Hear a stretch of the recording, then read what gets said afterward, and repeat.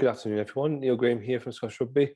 Just going to take you through a quick few slides regarding the return of friendly fixtures in the youth game.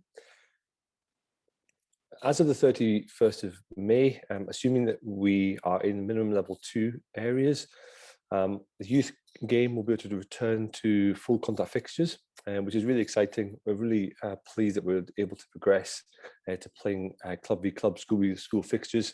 And this webinar is just going to outline some of the requirements regarding arranging fixtures, but also delivering the fixture on match day. So from arranging a fixture perspective, we have got a range of resources online. There is a checklist for COVID-19 safety coordinators and also clubs and schools to download. The key pieces of information in that are regarding registration of the fixture in the first place. So prior to the fixture being arranged, we request that clubs and schools notify Scottish Rugby at competitions@sru.org.uk, and that will register the fixture.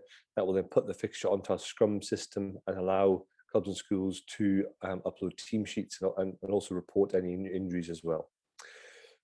If required, please give as much notice as possible to your regional referee society in order for them to organise the referee. It's really important that we do that, as we have instances of games being scheduled recently, and the referee society is not finding out until last minute. So please make them aware as soon as possible. And just a reminder that regarding the closed season over the summer period this year, there's no requirement to seek any permission to play over the summer months. So once permissions allow and restrictions allow, as of the 31st of May, friendly fixtures can take place throughout June, July and into August. All that we do stress is obviously to have a cautious approach to the number of fixtures played during this period, as we do hope that next season will be a full season. And therefore we don't want to burn out players over the summer months ahead of a full league or conference programme. In terms of game formats, it will be dependent upon the bubble sizes, but at the moment the bubble sizes in level 2 areas are maximum 50 players involved in a bubble. That will obviously allow 2 games of 15 aside, up to 15 aside in the youth game to take place. The key thing is that bubbles cannot mix, so no triangular 15 aside fixtures, although also obviously from a 10 aside perspective, that could work. And I think the key thing to point out here is that the numbers don't include coaches or officials, so the bubble numbers are just from a playing perspective. There's some examples on the screen here of modified games, and we're aware of a couple of teams running these modified fixtures. Again, bubbles cannot mix, so if you are running a 7s or a 10s program, that can be delivered as long as no more than 50 people are involved in activity in that particular bubble, although multiple bubbles of 50 can take place on the same day at the same venue. We recommend a play local approach to friendly fixtures. Again, that national travel is permitted within obviously current restrictions. However, a play local approach is recommended from our side to limit some of that travel. From an age banding perspective, just to clarify again, so if we're playing fixtures throughout June, that June period is still within the 2020-21 season. And we would transition into the 21-22 season as of the 1st of July, and that will go off the 1st of September 2021 eligibility date. In level 0 to 2 areas, players aged 18 who are eligible for under 18 rugby this season can rejoin their under 18 team for contact training and fixtures, which is obviously really pleasing to hear. We just obviously stress again that cautious approach to reintroducing those players into contact, as they will have had less contact training exposure than those 17-year-olds who have been in that same situation. Pre-match day guidance. Again, this is all within the guidance documents that we have online, but key information, obviously from a risk assessment perspective, it's important that our COVID-19 safety coordinators in our clubs and schools undertake risk assessments, or at least sign the risk assessments off and have awareness of them for each match play.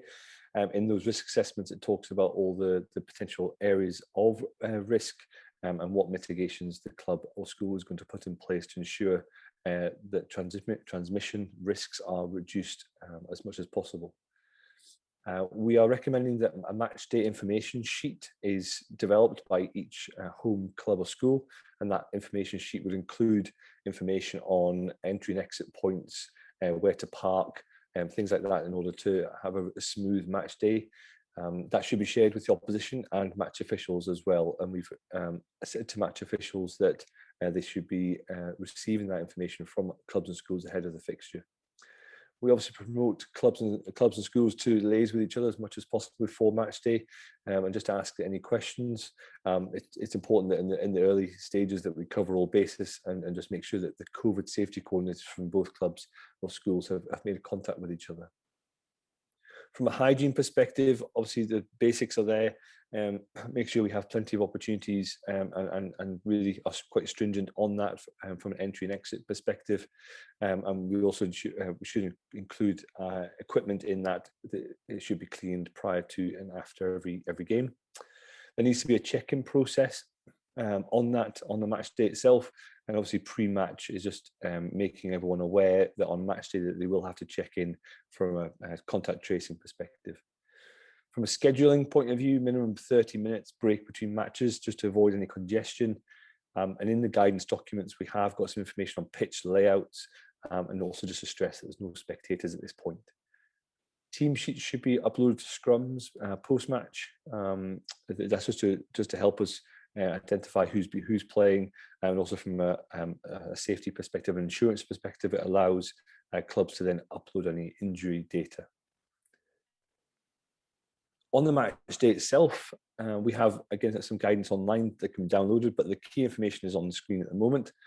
Pre-match, we've talked about much of this information in the previous slide, but just to pull out a couple of points: no use of change rooms at the moment, apart from those with specific needs. And we recommend that there should be a briefing takes place between certainly the team coaches, match officials and key personnel within both teams, just to ensure that everyone's okay with the match day protocols. There are some pitch zone layout recommendations in the guidance documents we've produced. There's an image on the right hand side that covers a piece of that. And just to stress again that bubbles should not mix at any point during the activity. During the game itself and just in the immediate run up to it, obviously the warm-up areas should be clearly marked out. Subs should be in the technical zones, and no spectators other than a parent or carer per child.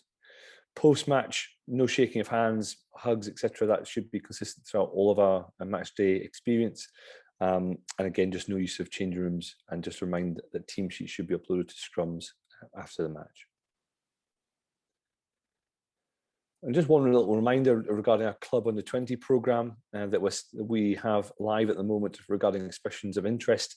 Lots of clubs have noted their interest so far, and this programme will help transition those 18, 19-year-olds who've had limited game time over the last 18 months to transition into adult rugby. So a really good opportunity for those players to get some gameplay during that July-August period.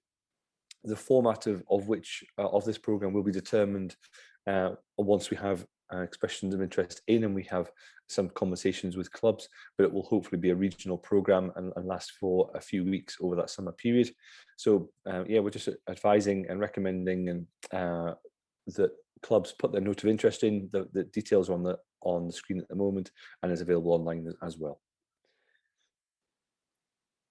So thanks very much for listening to this quick webinar on that match day guidance. We hope that matches go well. We're really looking forward to seeing some games being played over the next couple of weeks. It's fantastic that we're at this stage.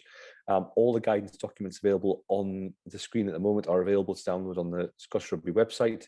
And we hope that everyone enjoys their experience. It's been a long time coming. So many thanks, and stay safe.